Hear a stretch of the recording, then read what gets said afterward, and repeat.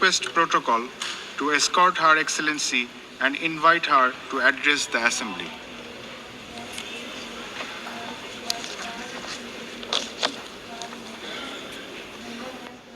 Madam President, please accept my warmest congratulations on your election at this historic 80th anniversary of the United Nations.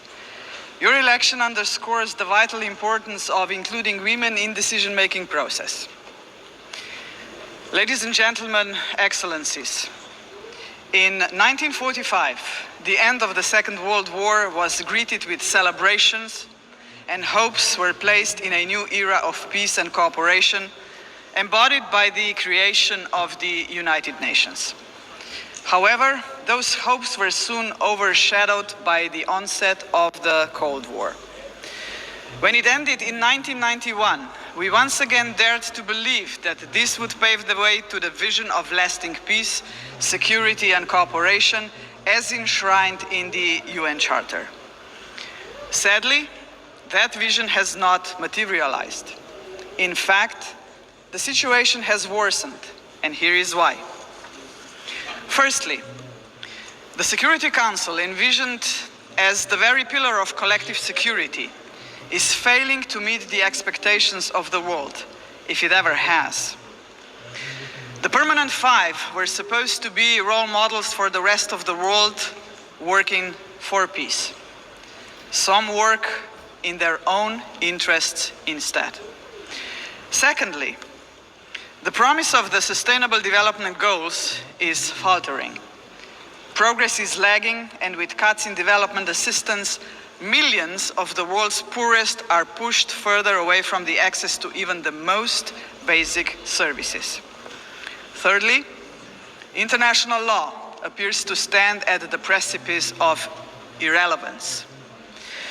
The independence of elected international judges, the integrity of human rights institutions, personal security of human rights defenders, and the authority of this organization are under siege. Fourthly, the Genocide Convention risks becoming a relic of the past. Some states have put the International Criminal Court to its greatest challenge ever. Its prosecutors, whose only duty is the pursuit of justice, and its judges, whose responsibility is to uphold the law, our international law, now face sanctions and intimidation. As if the states that sanction them would prefer to shield the alleged perpetrators of atrocities rather than confront the truth and help deliver justice. Fifthly, the landmark opinion of the International Court of Justice affirming that international law obliges states to prevent harming the climate already feels obsolete. And finally, states are withdrawing from the Paris Climate Agreement, from the Ottawa Treaty, and from the UN agencies, or simply cutting their finances. Each such act chips away at the support for multilateralism, a system designed not for the powerful few, but for the benefit of all of us. Madam President, how are we to explain these trends to our electorates, to our people, and above all, to our children? Shall we tell them that this is the new normal, that might makes right? That the strong may seize what they want, because they can. That they can kill with impunity, because they can. That they may pollute, wage wars, and trample on international law, just because they can. Are we prepared to look our children in the eyes and say, "This is the world you will inherit, and there is nothing we can do about it"? With the adoption of the Pact for the Future last year, we have charted a path toward a stronger, more forward-looking United Nations.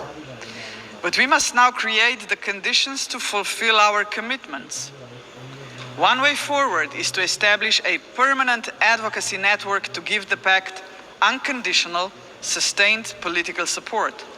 To this end, I propose the creation of a global forum for the future, an inclusive movement of states committed to multilateralism, mutual respect, and the defense of our shared vision. A movement determined to stand up for the pact and drive its implementation at every level. As states consider how to implement the pact for the future, some solutions may be seen as inconvenient today, but in the long run, ladies and gentlemen, they are not optional. They are systemically necessary. The first example is the reform of the Security Council. We all recognize that it is the principal organ entrusted with the maintenance of international peace and security. But what it is not, and must never be, is a body that stands above international law to defend the interests of some at the expense of others. Jus cogens norms must be safeguarded as a matter of principle. If the prohibitions against genocide and crimes against humanity are accepted as jus cogens norms, can any permanent member claim a legitimate veto right in such circumstances? Member states have attempted to address this question through many reform proposals, but with minimal progress. This is why we must dare to go further now. We, the General Assembly, must take a bold step and request an advisory opinion from the International Court of Justice on this very question. Second, we must confront the gap between our words and actions on gender equity. Progress has been made, but far too modestly. Over the past 80 years, 13% of leaders in multilateral organizations have been women. And no woman has ever served as Secretary General of the United Nations. And this, ladies and gentlemen, must change. So, Excellencies, ladies and gentlemen, let us make history. Today, the 80th session of the General Assembly is led by only the 5th woman to hold the presidency. By the end of this session, she would be joined by a Madam Secretary General-elect, a living proof to 4 billion women that even the most impossible job is not beyond their reach. But gender representation is not enough.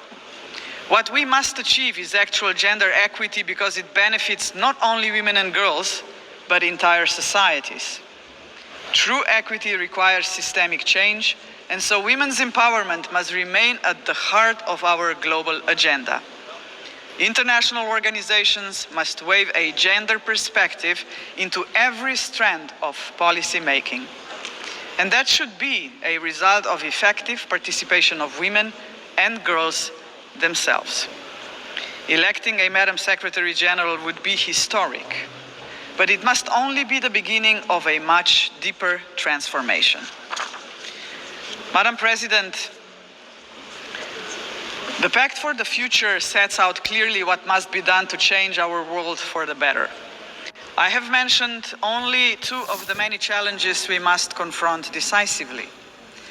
But we can only succeed as a community if we accept that there is no future for humanity without a fundamental change.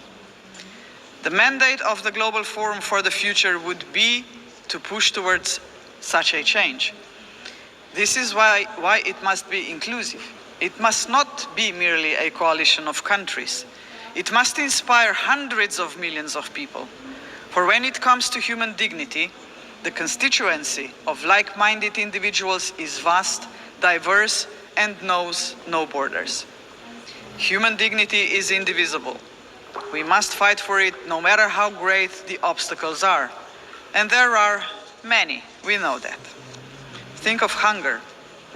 Time and again, humanity rose across continents to confront the scourge of hunger, to no avail. Worse still, hunger is now being weaponized, turned into a tool of war.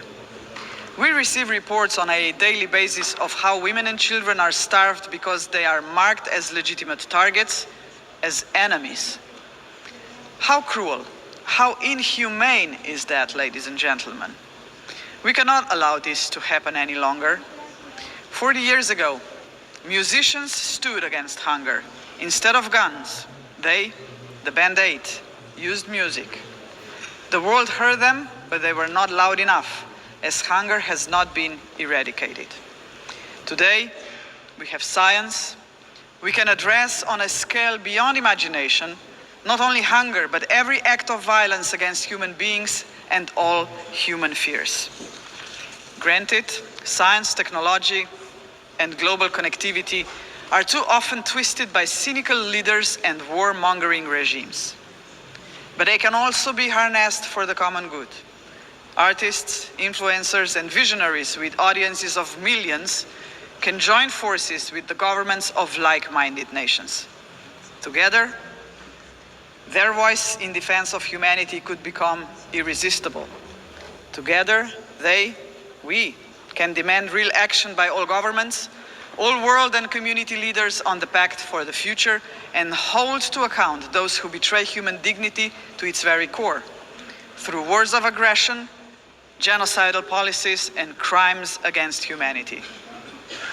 If we join forces and make ourselves heard, nobody can ignore us, not even the most arrogant governments and individual politicians. Of course, such initiatives cannot emerge out of thin air. They require leadership, strong, inclusive, and fearless leadership.